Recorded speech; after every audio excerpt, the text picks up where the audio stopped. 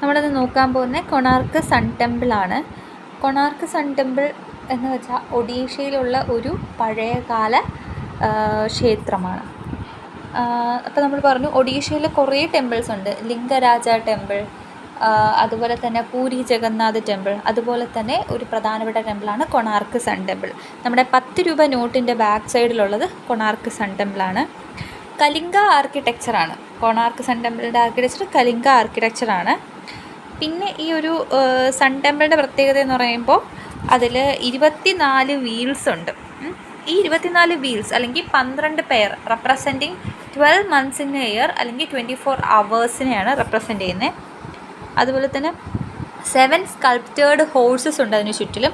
അത് 7 days in A week അതാണ് ഉദ്ദേശിക്കുന്നത്. ഉണ്ടാക്കിയത് കിങ് നരസിംഹദേവ ആണ്. ഈസ്റ്റേൺ ഗംഗ ഡൈനാസ്റ്റിയുടെ 1984 ഇതിന് യുനെസ്കോയുടെ വേൾഡ് ഹെറിറ്റേജ് സൈറ്റ് പദവിയും ലഭിച്ചു. അപ്പോൾ നമ്മുടെ മൊധേര സൺ ടെമ്പിൾ ഉണ്ടല്ലോ, നമ്മൾ നേരത്തെ പഠിച്ച ഗുജറാത്തിലുള്ള, അത് യുനെസ്കോ വേൾഡ് ഹെറിറ്റേജ് സൈറ്റ് അല്ല, അത് ജസ്റ്റ് ടെൻറ്റേറ്റീവ് ലിസ്റ്റിൽ ഉണ്ടെന്ന് മാത്രമേ ഉള്ളൂ. അപ്പോൾ ഒഡീഷയിലുള്ള ഒരു പ്രധാനപ്പെട്ട സൺ ടെമ്പിളാണ് നമ്മുടെ കൊണാർക്ക് സൺ ടെമ്പിൾ. ഓക്കെ.